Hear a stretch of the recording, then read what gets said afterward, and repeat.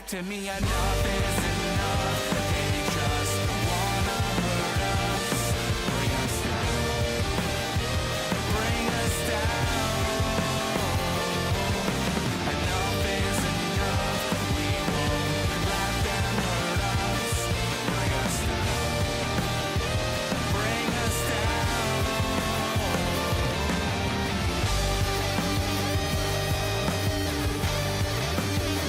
Enough is enough.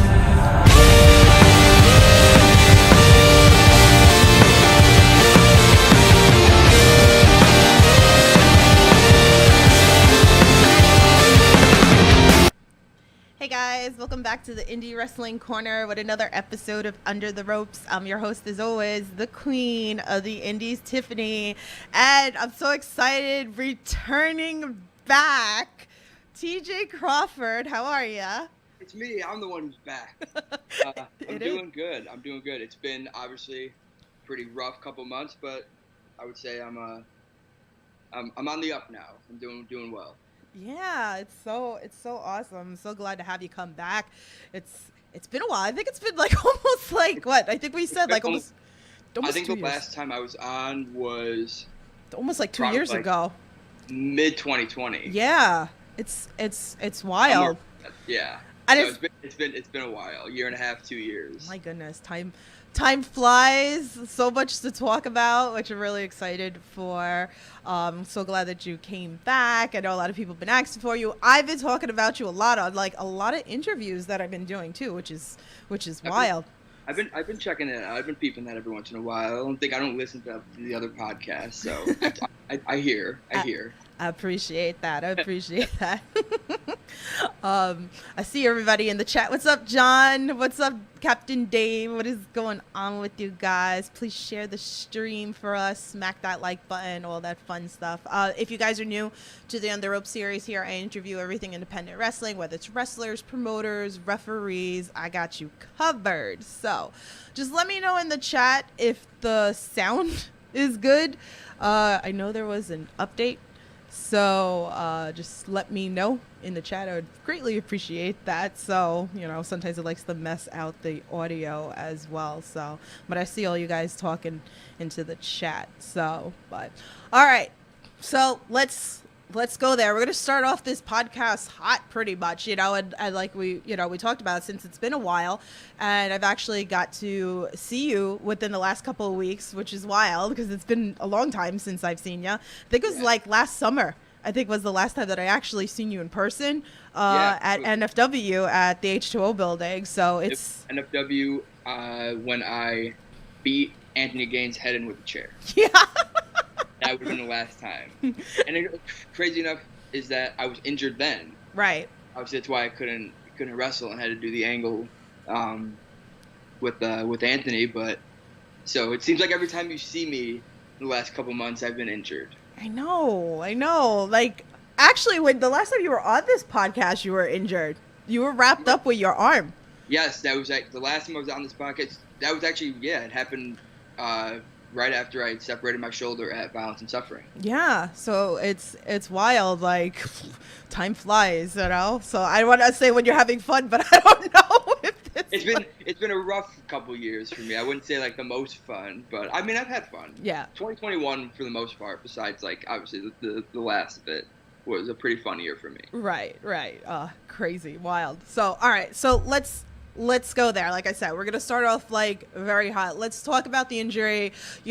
People want to know, I want to know, how are you doing? Like, I don't know if you want to go into a little bit of the injury just in case like nobody knew about the injury. Are you coming back? Like, give us a little bit. Well, I will start it off by saying I don't have any idea of when I will be back. I couldn't give you any sort of like estimate or guess on when I would be back. So that will not be revealed on this podcast tonight. If that's what you're tuning in for, unfortunately, that will not be revealed tonight because I do not know. Right. But yes, so people who maybe don't know exactly what's going on, October 10th, I had the opportunity to wrestle for Empire State Wrestling up in Buffalo, New York, and I had a chance to wrestle Alec Price, and I wrestled a few times before that, and he's, I mean, obviously right now is absolutely killing it. I mean, he was killing it at the time of that match, but he has, in the last year or so, the last 6 months, whatever it's been, has, like, elevated his game crazy. And, like, it's just insane to think that my last match so far was against him. But, yeah, 30 seconds into the match, I went for a suicide dive, landed on my feet, and just twisted my knee in all kind of awkward ways. I kind of thought, I didn't think anything was majorly wrong, just because I was able to kind of walk around on it a little bit, and the doctors at the show had told me that they didn't think anything was majorly wrong. And then obviously a few weeks later, I get the MRI results back, and complete ACL, meniscus, and about half my cartilage was gone. So, yeah, that, for the people who don't know, that is what happened to me. Yeah. Oof.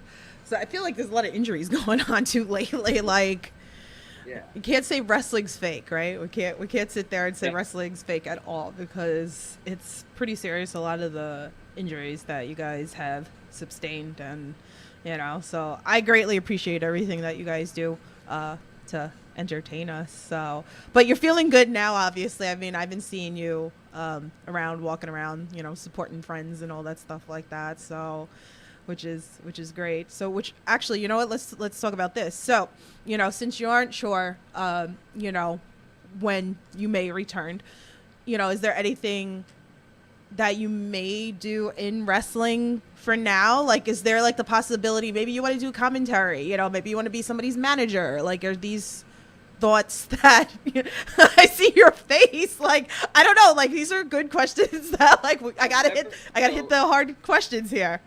I never thought about being somebody's manager. Mm-hmm. As anybody who knows me, anybody who has watched me wrestle, anybody who has followed my career knows that talking is not TJ Crawford's strong suit.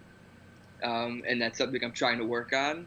And so I don't think jumping into a manager role would be the greatest idea for me. Who knows? I mean, I might be really good at it. But as far as commentating goes, I have done commentating before. I did it for the WrestlePro Dream 16 back in 2019 for the second night, which was really, really fun, because I got to do the entire show, and I had a lot of fun. I got to do with Dave Sturcio, got to do with Jay Enterprise, a couple like other people jumped on here and there.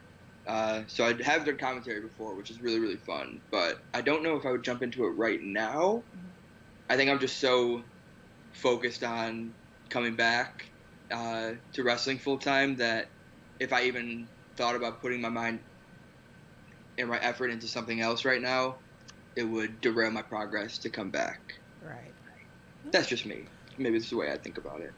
No, that's okay. I mean, I'm just curious, with the fact Yeah. that it's like being so close to wrestling. And, I see it all the time. I see with wrestlers, like, you go out, you support your friends, you're, sitting there. A lot of people, and then usually, like, I have this itch. I want to get into the ring. I hate I'm not wrestling, You know what? One thing that I actually do enjoy doing is I really enjoy putting matches together, and the process of, building the foundation of the match. Mm-hmm. So I always enjoy going to shows that I'm obviously not wrestling on right now, and just kind of sitting in on hearing people put their matches together, and especially people who, like, I'll use Brick City Boys for an example, just because they're two of my closest friends. Mm-hmm.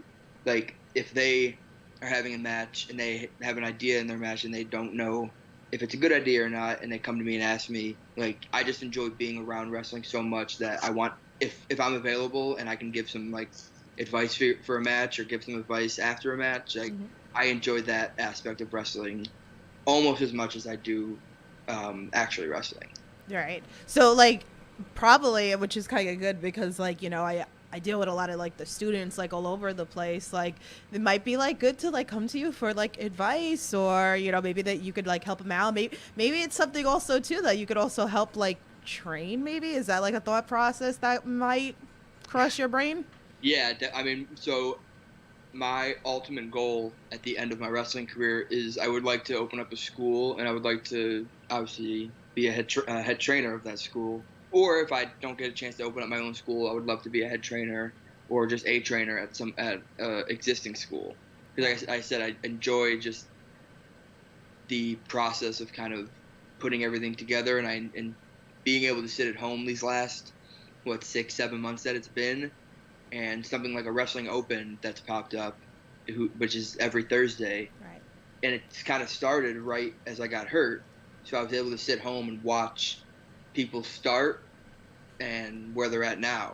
Mm-hmm. And that kind of made me realize, like, I really do want to get into training one day, because I do want to see people that have started from the bottom and made their way up. And I want to see, like, that progression in people.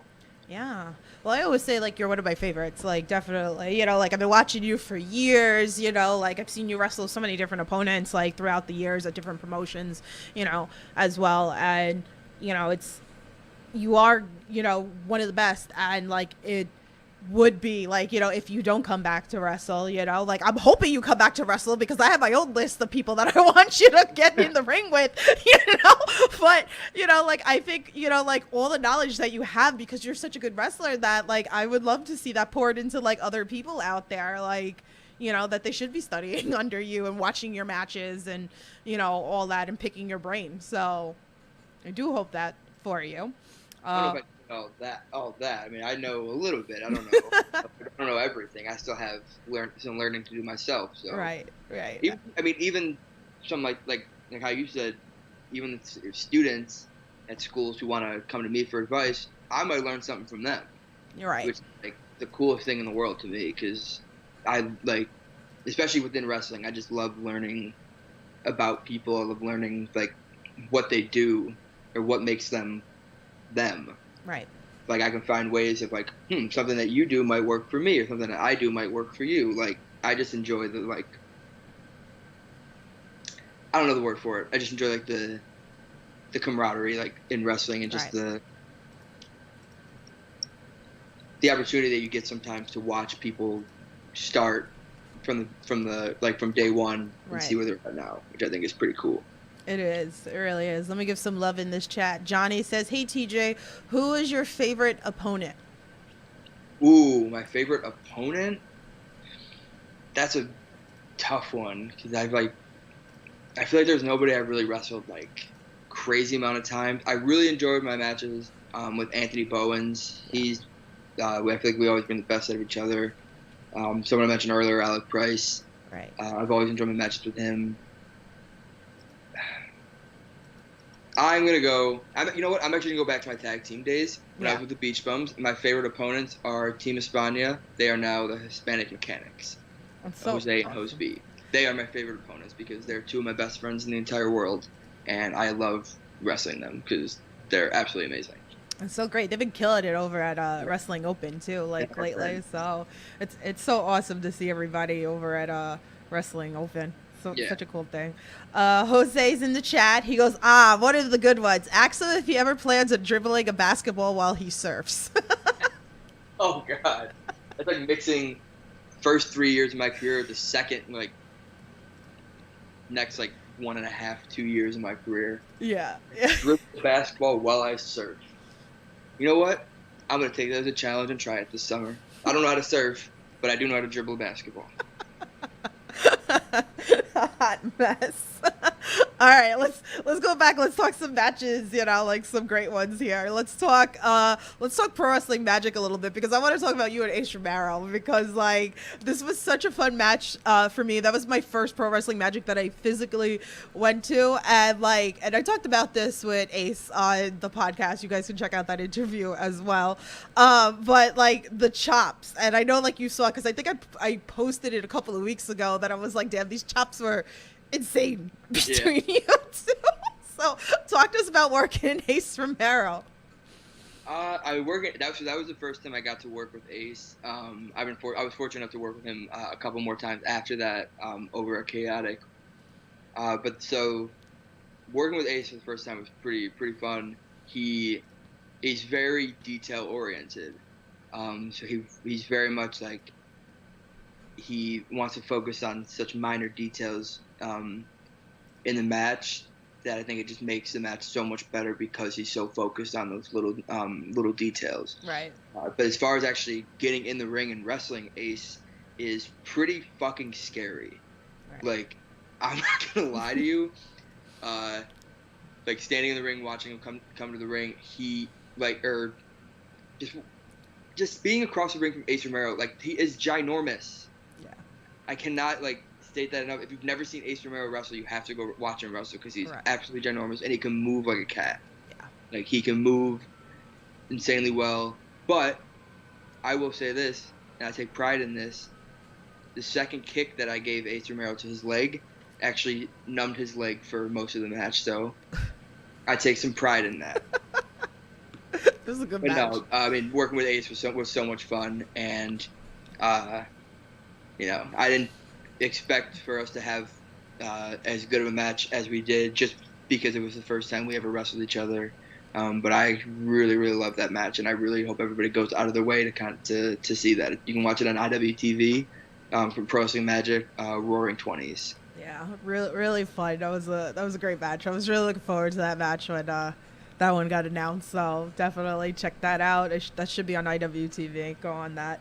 Jose said in the chat, had the pleasure working with him during his early stuff at XWA. Great guy. So, oh man. Oh. I know. Okay, I was confused at first. Who's Jose talking about? Now Yeah, that you now I got it. XWA, I know exactly who you're talking about. So what's going on, Jose? It's really good to hear from you, man. I haven't seen him in a while. Awesome. Well, you know what? The next person that I want to talk about is Love Doug. Shout out to him. I feel so bad. He's on injury himself. Stop injuring yourself, people. Like, I can't. But he was on this podcast. We talked about you guys, when you guys teamed together, that we talked about like the matching kind of gear that you guys had going on. So definitely give us a little bit about that. So me and Doug first had the idea of teaming with each other. So I was actually teaming up with somebody else at Chaotic. I was teaming up with Tyreek Taylor at the time, and that didn't work out. We just didn't. I don't think we saw eye to eye. Just on the direction we wanted to go in, which is fine. You know, it doesn't. You're not gonna see eye to eye with every single person that you work with. So then Love Doug kind of was making his way. So I actually met Doug. I know I'm jumping around here, but I actually met Doug in November of 2019, and it was either October or November. I can't exactly remember. Mm-hmm. But he was 3 months in at that time, and then fast forward to about little less than a year later, and he's doing all the Chaotic tapings with us, and he's killing it.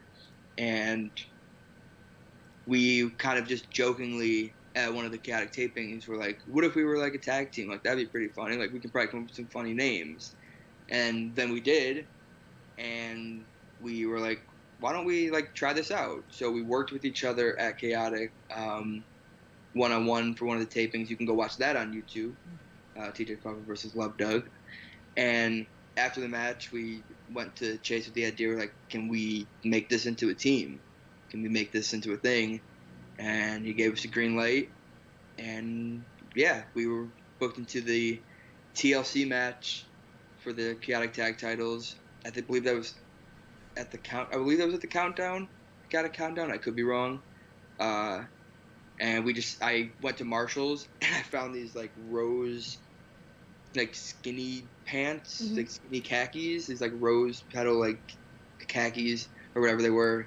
Bought 2 pairs, brought it, and that was like our first set of matching gear, kind of. And then after that match, we decided to actually get actual matching gear, and I think we wore it for 2 matches. Oh man! Because then I got hurt. Yeah. Well, see, now you both need to get better and come back and make a comeback on the both of you. Yeah, you guys are fun. Like I was all for this. I was so ready to come back and reconnect with Doug and reconnect our love, but he's got a broken heart right now, so it's all right, Doug.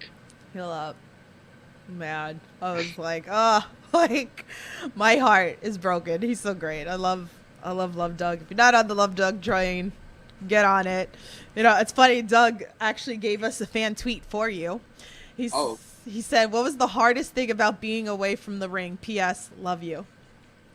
Well, I love you too, Doug. Hardest part about being away from the ring was being away from the ring. Like that was the hardest part about it was, so I went back to Chicago, which is if those of you who don't know, that's where I'm from, and I got my surgery out there, and I spent the first 6 months of my recovery, back in Chicago, back at my parents' house, and that was like the hardest part was being away and being back home. And don't get me wrong, I love my home, I love my neighborhood, I love my parents, I love everything about where I came from, but I left my neighborhood for a reason, and it pained me to be back for an extended period of time. Not because I didn't want to be with my family, just because there was specific reasons as to why I wanted to leave, and it kind of sucked being back for so long, just because, like I said, there was reasons that I left, and I didn't want to be back around those reasons. So that was the hardest part, was being away from the thing that I felt made me feel so comfortable, and the thing that made me genuinely like the happiest I've ever been in my entire life. Right. Having to go back home, you know, and have all those like memories, those like bad memories that you have growing up, kind of like creep back at you. And I was like, when I say bad memories, I don't want anyone to get any like weird ideas. Like, I had an absolutely tremendous childhood. Don't get me wrong. There was just things that happened in my neighborhood that I did not agree with, and I just wanted to get away from that. But if anybody's getting any thoughts, no, I had an absolutely tremendous childhood. My parents are absolutely tremendous people. I love them both. No. Well, I'm glad you're back on the East Coast, though. So I know we talked about it in person. We're like, okay, like I know you mostly in Jersey, and you know now I'm seeing you all the time in Massachusetts. Like, yeah, it's so weird. It's wild. It's just wild. But you know, like I am that fan that's gonna kind of travel all over the place and check out all the new things that's like going on. So it's exciting. So you know, with that. You know, let's talk chaotic wrestling, because that's how I winded up coming up to Massachusetts. And, you know, I've been supportive of like a lot of places up in Massachusetts. Obviously, I was watching Beyond, you know, now like I've been huge on Wrestling Open, you know, and like chaotic has become a home for me, you know, as well, which is great because I feel like more people need to get onto the chaotic train.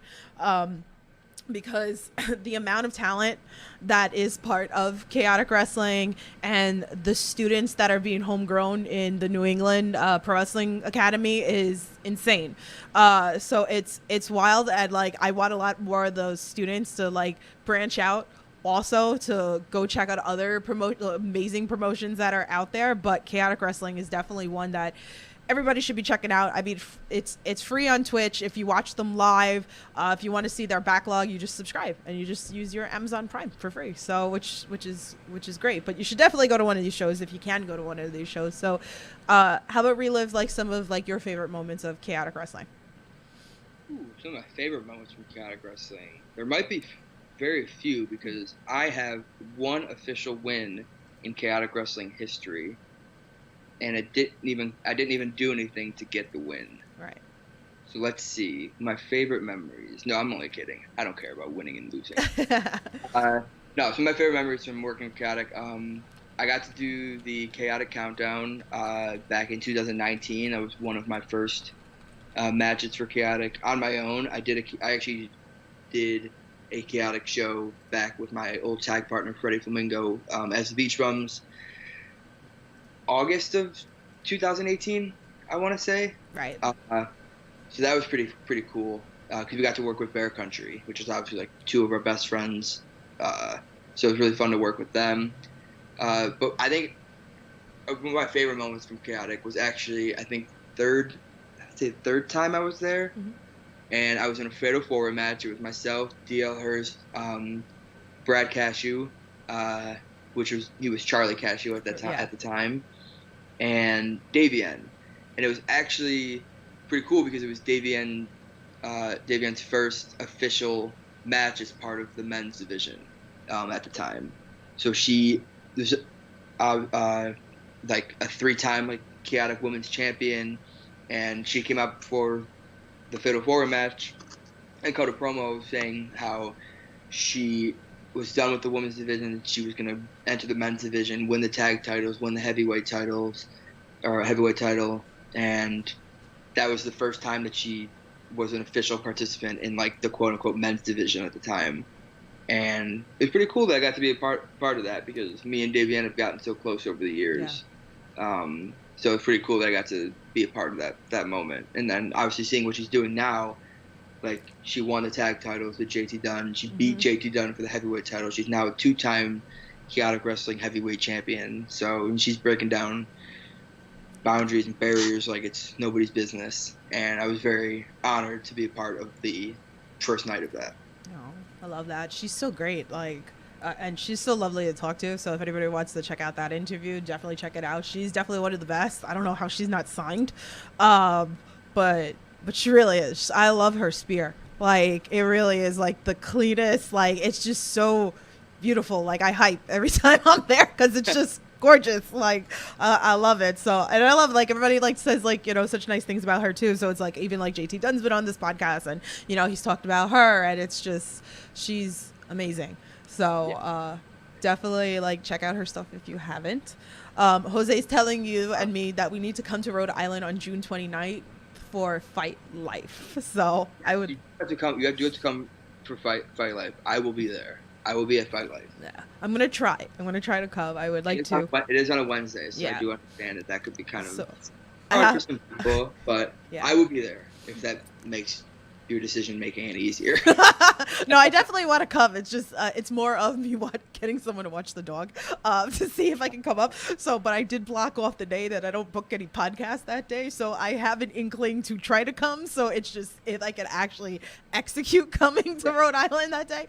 So we'll see. But if the gas prices go up to $7, I'm staying home. I'm not driving anywhere. I'm riding my bike everywhere.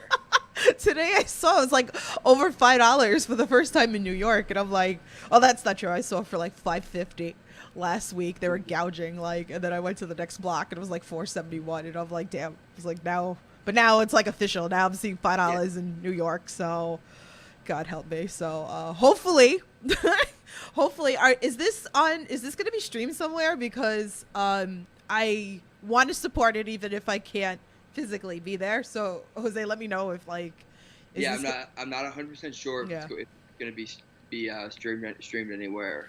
Okay. If not, then I'm sure it will be like put up after the fact. Right. So, well, like I said, if I'm not there, I will definitely support and watch it because like a lot of the names that have been announced on there, I completely support and I completely would love to be there. So we'll see. We'll see how when we get closer there. So I know you just announced Kylon King and Steve Pina. Like it's so exciting. So I'm definitely here for it. So we'll see. So let's talk violence and suffering because I want to talk mostly Tampa, because Tampa was crazy. And then you were in the 6-way and you crossed paths, and you know this because you obviously I talk about it all the time. You and Marcus Matters. I need to have this match. You need to come back, okay? You've been saying this for so long. I have been saying this for so long because like I purposely stayed up that day because that was a late show. I think it was like 1:00 in the morning. I think it was. It was pretty. I had landed probably around like 3 in the afternoon. Yeah. And then napped in my hotel until about like 6, 7 o'clock, and then shot over there. And I was there the entire day, for a few hours, obviously, up until that show started at, like I said, 1:00 in the morning.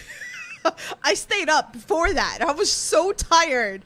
And it was funny because, like, me and Marcus were messaging throughout that whole time that he was in Tampa. And, like, he was only booked for one show.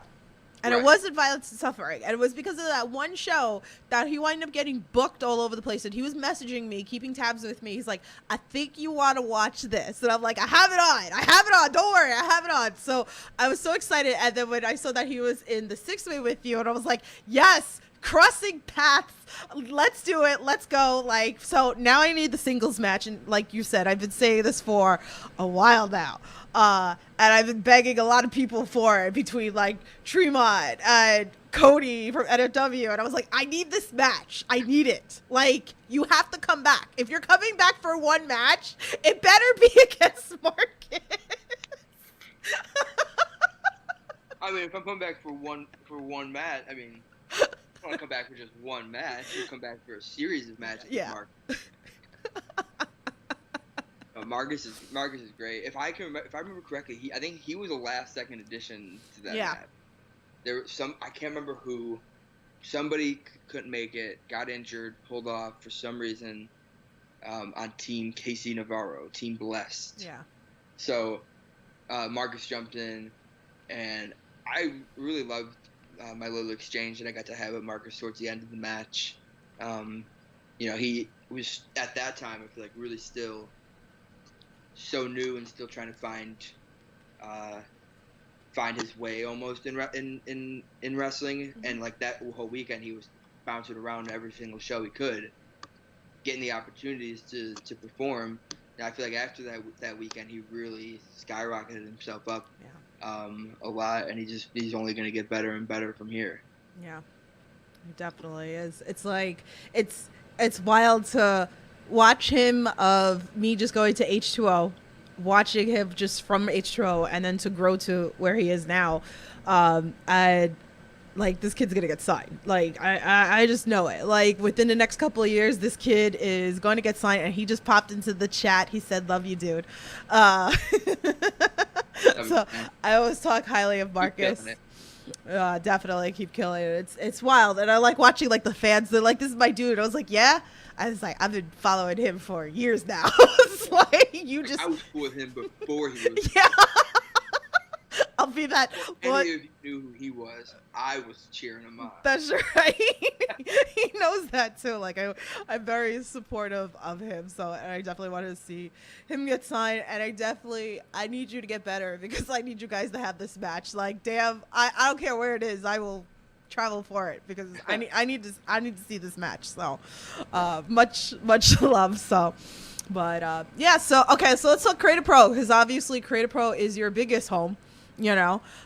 So, if you work so many people, you become best friends with like a whole bunch of people there,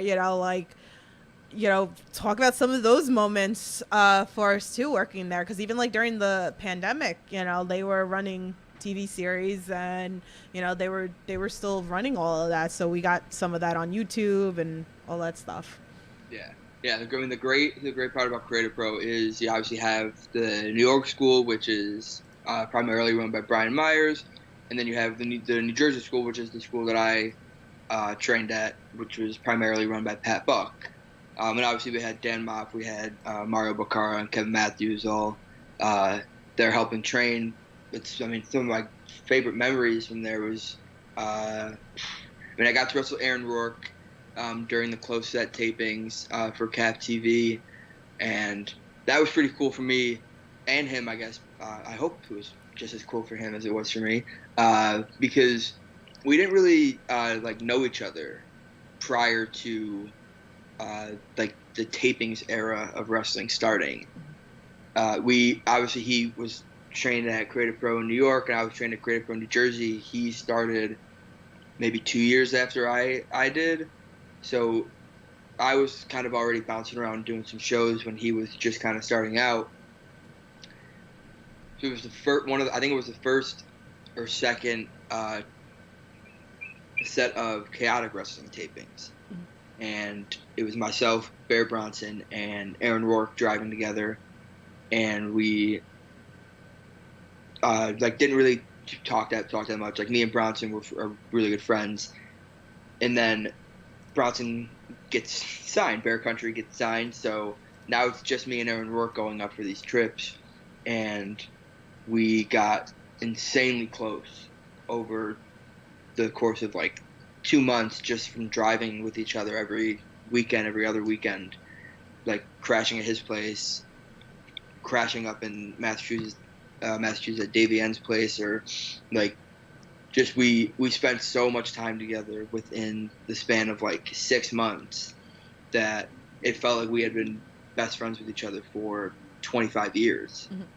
So like more recently, my connection, my bond that I've been able to build with Aaron has been like my favorite memory, my favorite like current memory from the school that I come from, is being able to have such an amazing friend in him, because he's been there for me. He's seen me at some low points in my life. I think he was the second person that I called when I found out what was wrong with my knee. I'm so like thankful that I got to meet Aaron and form such a strong friendship with him.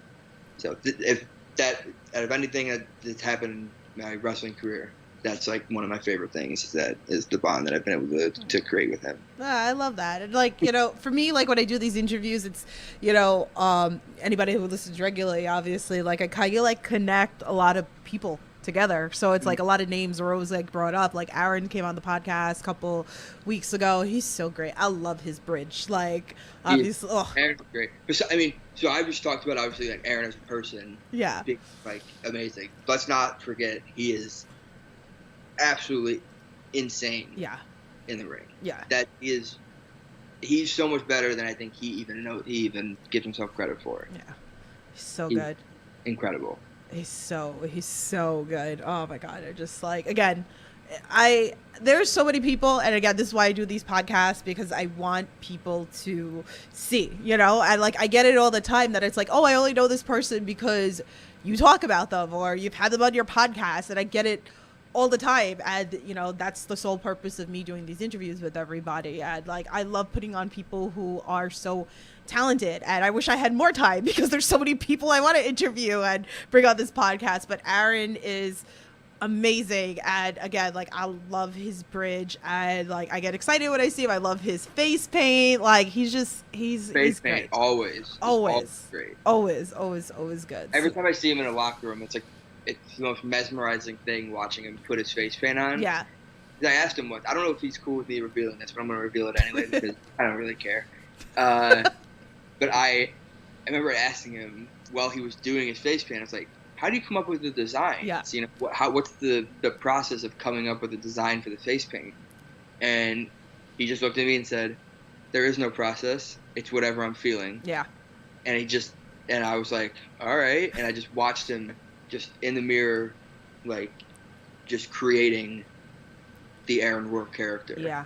It's so cool to watch. It's really cool. Yeah, we talked about that on the podcast. I gotta get him like one of the days at Chaotic, because I think one of the indie talks that I did at Chaotic, like, he was already done. And he was showing it off. So one of the next times that I do go up to Chaotic, I'm not sure when I'm gonna go back up to Chaotic, hopefully soon. I have to have that. I would love to put that on the channel of him just like, putting this all on, because I get so fascinated, and I tell him, like, I appreciate it, I love it, and I always get the good photos of him with it because it's gorgeous. I know he appreciates that. Yeah. All right, I want to talk about one more match, because like, this is fun. I know Melissa's gonna appreciate this one. We're gonna go back to Invictus, and we're gonna talk about you and Ken Broadway. And I was so stoked when this match got announced, because Ken Broadway's another one who's another genius out of House of Glory. And like, he's someone I need to get onto this podcast soon too, because I always talk about him. And you guys had such an amazing match. And like, this was like one of the main reasons why I was like, Invictus, I'm coming. I was like, this is going to be freaking good. And you guys killed it, So tell us a little bit about that, working with Ken Broadway. Like, you guys had great chemistry. So, this is going to be so unpopular, but I am actually not a fan of that match. Really? Okay. And it has nothing to do with Ken. Okay. Ken is great. Ken I first off love Ken. Ken's great. But Ken was so much fun to work with. He was so easy to work with. He's just great. Like if you've never watched Ken Broadway match, go out of your way, watch my man do his thing, because Ken Broadway is good. But the only reason I did not like the match is because I felt that I underperformed, because 2 days before that I had gotten my second vaccine shot. Mm-hmm. So that day I was feeling amazing throughout the entire day. And then the second the show started, my body completely shut down on me. Mm-hmm. So that I went into that match absolutely drained. I felt like I had no energy. So that's the only reason I don't particularly like the match, just because I know how much pain I was in No. during the fact. See, and we wouldn't have known it, like, you know, because like match itself, like, yeah, it was a good match. I did enjoy it, except for the finish where Ken did his moonsault and landed directly on my shoulder and separated my shoulder. Yeah. So, but so you need to run it back. What? You need to run it back. I would love to run it back with Ken. Yeah. I would love to do that match again when I'm like 100% healthy. Yeah. They said the entire day because I wrestled the night before. I wrestled Anthony Gaines at an NFW show, and I was absolutely fine. I had no signs of even feeling sick. And then that Saturday felt great the whole day. And then, like I said, the show started, and I literally remember sitting in the locker room and just feeling my whole body like shut down. Mm-hmm. And of course we had to be the main event of the show, so I had to sit through the entire show and wait and wait and wait. And yeah, it was a pretty rough night, but I would love to do it again with Ken properly this time, where I'm 100% good to go. Yeah. Definitely. I'd love to see that. So, see, you hit it pretty good, because, you know, I remember, like, walking out, or, like, but I was excited for that match. But I love when certain people cross paths with somebody else that, you know, I'm familiar with, you know, that, you know, again, like, here's Ken Broadway that I know from House of Glory, and I've been supporting House of Glory for a long time. I think, like, House of Glory was one of the first independent scenes that I actually started attending, you know, so shout out to them over there. But so let's do some fan tweets. We have a couple of fan tweets here for you. So we have one from John. He goes, "Who's on your current realistic wish list?" I don't really have one right now. I think just because I'm so inactive, just because I'm not wrestling, there's nobody that's really on like a wish list. I guess the only people I can really think of are I would say Alec Price, just because he was the last match I had before I got hurt. So I would love to get my revenge on him for. He didn't hurt me, but just being involved in the match. I love working with Kevin Blackwood. I always have an absolutely tremendous time working with him. Aaron Rourke, now, because his game has been elevated so much. I really love to work with Speedball Mike Bailey. Mm-hmm. I think he would be a really fun match. I got to meet him up in Smash Wrestling in February of 2020. So I would really, really love, especially now that he's working in the States again. You know, hopefully once I'm back, he's still working in the States, and I could get my opportunity to work with him, because I think me and Mike Bailey would be a really fun match. Yeah, I think I'd love to add Colby Carino onto that too for you. Carino would be fun. Yeah, like would definitely be fun. He's really, really good. There's so many. It's like endless. Yeah, my thing is, I just feel like there's too many talented people out there that I would hate to make a list and like leave people off of it, because I'm like, I want to wrestle everybody. Yeah. Like, I am such a believer in, like, it's not about the person you're wrestling, it's about the match itself. Because I mean, I could work with somebody who's like one of the biggest names in the whole world, but if we don't work well together, the match is not going to be good. Right.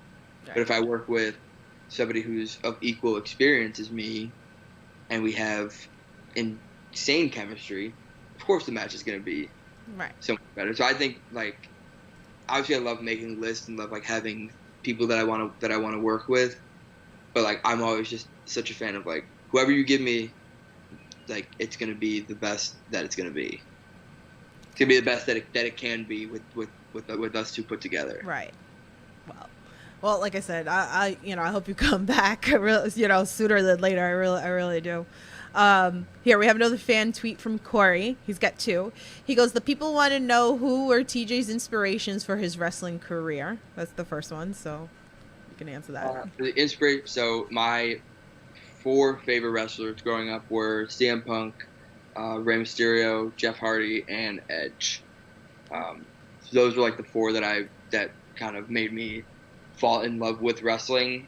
The actual like moment that made me fall in love with wrestling and made me want to become a wrestler was Jeff Hardy jumping off a ladder at WrestleMania 23 onto Edge. So like 2 of my favorites involved in that moment, and that was like the moment that made me want to pursue this dream of becoming a professional wrestler.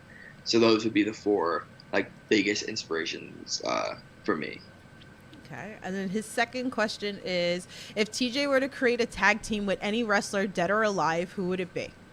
Ooh, any wrestler, dead or alive. I'm gonna give a really weird one. I don't think anybody would expect. Well, people would expect if they really, really, really, really, really know me. I would love to tag with Dean Malenko. Oh. I'm a big fan of the Iceman, so. And I just like love his style of wrestling, so I would love to team up with him. It'd be a fun time. I can just watch him break people's backs and give people power bombs while I stand in the apron like, job. That's so awesome. Oh, the one thing I forgot to bring up that's so important here is we gotta talk about AEW Dark. And we need to go back because it's funny because I went and I met up with April and we just start walking, like before we got into the building, and we're just like walking, and then all of a sudden we turn around and then we see Joey Silver, and we like ran over to Joey and we're like, "Oh my God, Joey, you're here!" We're like, "Are you wrestling?" And he's like, "No." He's like, "I'm doing a fundraiser." He goes, "But TJ's in the back," and I was like, "Oh." He's like, "Yeah, he's doing the fundraiser too." So it was really funny because when I sat down with some other people, and they were like, "Isn't that guy who's been on your podcast?" And I'm like, "Oh, it's TJ." I was so excited. But like, tell us a little bit about like that experience of being, in this huge building with a bunch of people. Like, give us the lay of the land of it. So I'll give you the whole story from when I found out that I was doing this up until. I'll give you the story from Tuesday to Wednesday to Thursday, the 3 days of my life that did not feel real. That's how I'm going to start this. The 3 days of my life that did not feel real. So Tuesday, I'm sitting at my job. I was working at a gym at the time, and I was closing the gym. It was about 7 o'clock at night, and I get a text. I'm not going to say who the text is from, obviously, but I get a text that says, "Are you available tomorrow?" And obviously, it's Tuesday night, so I was available for Wednesday. I'm like, "Yeah, I can be if you need me to be available." And they're like, "Okay, I'm going to send you a bunch of this paperwork. We need a bunch of extras for tomorrow. We need extras for tomorrow for AEW." I was like, "Okay, great." So I get all the paperwork sent to me. I call my boss, tell him I'm not making it in for Wednesday, which is super odd that I got this text and this like opportunity to go, because I was told prior to that they weren't using any extras for the Long Island show, because I had asked, if there was any opportunities to go and do some extra work and maybe have a dark match, and I was told that they weren't using any extras for the Long Island shows, which was fine, whatever. And then, like I said, I got a text, got it the okay to go. So that night I closed the gym. I drove straight to New York, and I actually met up with Anthony Bowens at his hotel in New York. Because I was like, I don't want to risk being in Jersey and hitting traffic and missing this. Let me just get to New York. I'm sorry, I keep saying Long Island. I meant Queens. Yeah, Queens. Yeah. Mm-hmm. I keep saying Long Island. So I meet up with Anthony Bowens at his hotel, and he's even confused, like why are there extras? So I get to the building. I have no idea, like, who what other people are going to be there. So I walk in, I see CPA, I see VSK, I see Eric James, I see Kevin Tibbs, I see, let's see, who else? Ricky Shane Page. Like I see, I just a bunch of people that I know. Yeah. A bunch of people from my area. And I'm so confused. I'm like, I don't know what's going. Nobody knows what's going on. Nobody knows why they need extras. Like we're all just assuming that we're gonna just be hanging out in the back. So and then obviously not. We all ended up getting matches and being out in front of 20,000 people is pretty. Like I know I said this earlier, it's pretty fucking scary. Yeah. I mean, even for the 5 minutes that we were out there, I was fortunate enough to be the person to start the match with John Silver, so it was pretty cool that I got to be the person to start the match in this 20,000 seat arena, Arthur Ashe Stadium. And then he said, so after the match happens, we all are in the back. Me and CPA actually go outside, and we're just talking, and we both kind of look at each other like that was pretty cool. We just wrestled in front of 20,000 people when yesterday we were just working our normal jobs. And he was like, yeah, you know what, that is pretty cool. And then the next day I woke up at 4 in, opened up the gym and went back to work. And I remember sitting at work all day thinking, I don't think Wednesday actually happened. Mm-hmm. I didn't think it was actually a thing. I thought I just slept for a whole day and just dreamt everything because it was just such an unreal and amazing experience. Just the experience of wrestling in front of 20,000 people, just the experience of wrestling for a major company like that. I've never experienced that. I've never done, extra work for the WWE. I've gotten a chance to work for Impact before, but that was a Melrose Ballroom, smaller venue. This is AEW. This is one of the biggest companies on cable television, and one of their biggest show ever in front of 20,000 people. Right.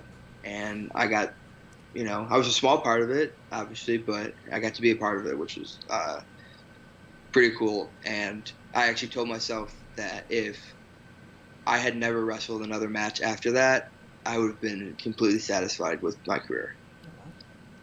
I love that. I definitely love that. Oh man. Yeah, that was exciting to see. I really get excited with people that I know that they get these chances, and shout out to AEW for giving opportunities, to the independent scene. And that's one of the reasons why I fell in love with AEW, because I was like, okay, it's kind of super indie, well, that's how it used to feel like. That was super indie. Now it's a bunch of WWE guys, but I love the fact that there's so many opportunities given for the independent scene, and someone like me that supports so many different people. It's so great to see that and talk about it with you guys of how it felt very differently than maybe working in front of 50 to 100 people at a small promotion, so definitely great to see. I was excited for you. So I have a couple more questions. If anybody else has anything, drop it into the chat. So again, I see you supporting all your friends and all that stuff like that. So who should the fan base be keeping tabs on, in your opinion, in the wrestling scene now? Well, I feel like I should definitely mention the lovely, the beautiful Paris Van Dale. I think everybody should definitely go and check her out. She's still super new to the wrestling scene, to the wrestling business, but she's absolutely killing it. I've been very fortunate to kind of watch her from when she started to where she is now, and she has just been absolutely killing it and progressing in such a way that's so cool to watch. To see where somebody was at when they first started to where they're at now is so cool. So everyone should definitely keep tabs on Paris Van Dale if you haven't. PVD. Let's see, anybody else? Ooh, I'm gonna stick with the 3-letter names. We're gonna go with GKM. If you're not familiar with him, so he is a product of Creative Pro New Jersey, the Wrestle Pro where I was trained at. He's only been doing this for maybe a year or two, if that, and he's absolutely incredible. So everyone should definitely go.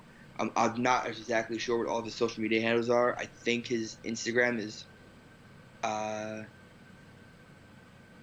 cool GKM or something like that. Just look up GKM. He'll come up.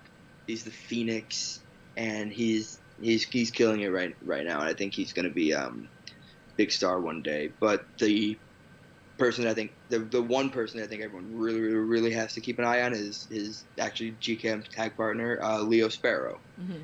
Nobody's heard of Leo Sparrow. He's also a product of the Creative Pro School.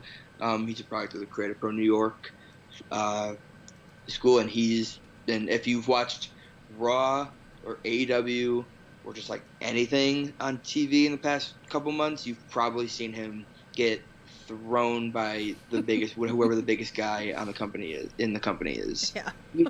He's the guy who got powerbombed into the cage by Wardlow on AEW, if anybody watched that. But no, Leo has been killing it. And again, it's somebody that I've seen, from pretty much the day they started. Yeah.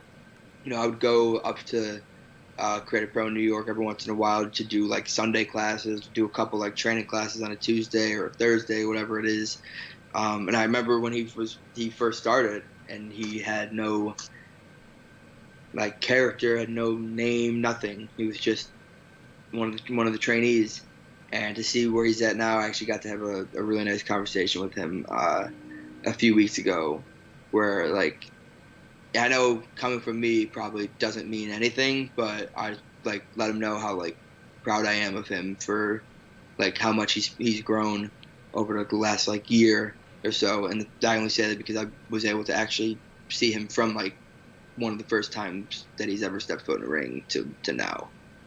It was the day of the Wrestling Open, right? That was the week that I saw you, because I actually seen him, and I was like, oh, okay. I was like, there's a bunch of salad in front of me now. I was like... I don't know if it was that exact day. It might have been the week before that, but it was definitely it was at a wrestling Open. Yeah. I definitely got to see him, so that was fun. I was like, okay, well, I was like, if anybody wants a salad, I was like, I have you covered right in front of me. Like, the fact that he can throw spinach at people and it makes a noise every single time blows my mind. Props to you. You've done it. You win. Yeah. No, so if you're looking for 3 people to go check out, Paris Van Dale, GKM, and Leo Sparrow. Awesome. Those are the 3 that I'm going to say within the next couple of years are going to be the top tier of indie wrestling, of professional wrestling, just wrestling in general. There you go. Like, that's why I always like to ask, because it's always like, maybe there's someone that I haven't seen, right. Or maybe there's somebody else that, everybody else should be paying attention to, like I got to see Paris a couple of times at Chaotic, which is great. So I plan on bringing her onto the podcast soon too, so we could talk about her. I got to see her and Anthony Green, which was pretty awesome, in person, which is so cool. So definitely look out for these names. So let's do a fun question that's very dear to my heart onto this podcast. So this is a newer one since the last time that you've been on. I want to do wrestling with positivity, which is great because there's so much negative in the world of wrestling. So I like to focus on the positives. So is there anything that a story that maybe you can tell us, something maybe that you've done for a wrestler, maybe a wrestler's done for you, maybe a fan's done for you, maybe something you've done for a fan, anything that, anybody wouldn't really know unless you tell this story? That's it's deep. Not only is it deep, it's pretty difficult to think of because there's a lot, I'm sure. I've been so fortunate over the last 6 years to have been in the presence and be graced with so many great people. So it's so hard to pinpoint one exact thing. But you know what? Let's stick with someone let's stick with Paris Van Dale, because since we mentioned her as part of the who to watch little question. So if those of you who don't know, myself and Paris Van Dale date. We're in a relationship together, and we actually started dating right as I got hurt. And I had to go away to Chicago for the first kind of 5 months, 5-6 months of our relationship. and I was obviously very depressed and down with what was going on with my knee, and the thoughts creeping in of, will I ever get better? Will this come back? Will I come back? Will, like, just every negative thought that a person could have during an injury creeped up in my brain, and she stuck with me every single day, talked to me every single day, talked to me like off the ledge most of the time, talk to me, just like pretty much boosted my confidence so much and just helped me kind of cope with everything that was going on in my life at the time. And nobody would know that if I didn't tell that. So she knows this, and I tell her every day, but I just want to thank her for everything that she's done for me over the past couple months. I love that. I love that. So I can't wait. Bring her on the podcast soon so we can chat. So looking forward to that. So let's do one final question. So, I like to end off on a good note here. So, again, there's so many people that listen to this podcast, whether they are wrestlers or whether they're thinking about getting into wrestling, or, maybe they started training, because I have a whole bunch of those fans that keep tabs with me as, with that as well. So what's a piece of advice that you would give them? Best piece of advice I can give is take advantage of every opportunity that's presented to you. And by that, I mean, if you have the opportunity, if you have never had a match before, you're just wrestling, you're just training right now, and somebody that's training at your school comes to you and says, "Hey, we're going on a road trip. You want to come with us?" Say yes every time. Go on every road trip. Go to every show that you're not booked on. Talk to every single person that you can, even if it's just as simple as introducing yourself, because you never know what that could get you. And I'll use myself as an example. I went to let's use Chaotic as an example, since that's a place that me and you both go to. I went to probably 6, 7, 8 Chaotic shows before I even had the opportunity to wrestle on one of them. And that was just because I needed to get my face in front of the right people, get my name out there to the right people, because way somebody, when an opportunity does arise for a match or for anything, you're one of the first people that pops in their head, because you're constantly showing that you want to be there. So my best advice to every young wrestler, everyone who's training, or just any wrestler in general, is just take advantage of every opportunity, because you never know when it's going to be your last opportunity. Yeah. I think that's great advice, because I think a lot of people I hear a lot of people tell me I'm not getting booked. I'm I'm here, I'm waiting. And I'm well, from what I kind of get is you kind of need to show face. I was they might not know of you, or, you can't expect, you gotta show your face at a lot of these promotions, right? So. Yeah. It's not even so much about who you know. It's just about being present. Mm-hmm. And being there and making yourself available. So keep that in mind, guys. Definitely important advice. Let me give more love into this chat. Matt's in here. He said, "How are you guys?" I'm good. Thanks for coming on in here. CJ's in here. He says hi. He said, "That's awesome, TJ." The other Matt says, "That's awesome, TJ. That's true love, and she's a keeper." So much love. Like I said, I'll definitely gonna work on that soon. I'll get Paris on here so you guys can see her if you haven't already. Definitely check out her matches. Definitely check out Chaotic for that as well.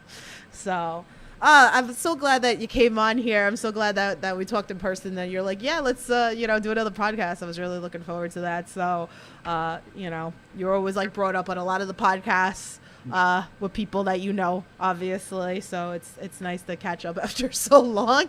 And I definitely want you to come back. I need you to come back, okay? Like I said, I don't have the date or anything set yet, but hopefully it's soon. Yeah, I hope so too. You know what? We've all been waiting long enough. Maybe I will reveal when I will be back. Just kidding. I don't know. Damn it! Don't tease. Come on. No. You know what? Here, I will give this. I will give an estimate of when I will be back. I'm hoping for sometime before the year ends. Okay.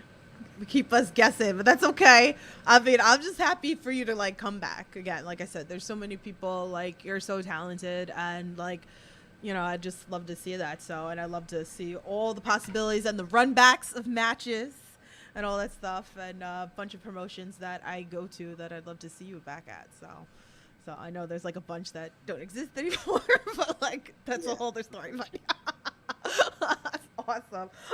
So tell everybody where they can follow you, support you, and all that fun stuff. So you can follow me on Instagram and Twitter at TJC Wrestling. If you are a fan, do not friend request me on Facebook because I will not accept it. You can support me through my Pro Wrestling Tee store. I was actually supposed to close it at the end of May, but I'm going to keep it up for another month. So hopefully people can buy some more shirts before they go. So that's Pro Wrestling Tees /overtime TJ Crawford. If you want to go check some of those shirts out, I got a new one up there that just put up a few months ago. So yeah, I mean, as of right now, it's the only places you can really see what I'm doing because there's no matches to promote. Yeah, that's okay. But we'll probably see you at a bunch of shows, though. So definitely go. You will definitely. I'll see you. If you see him, go say hi. Like most other fans will not be seeing me at other shows. I'm basically a ghost. Okay.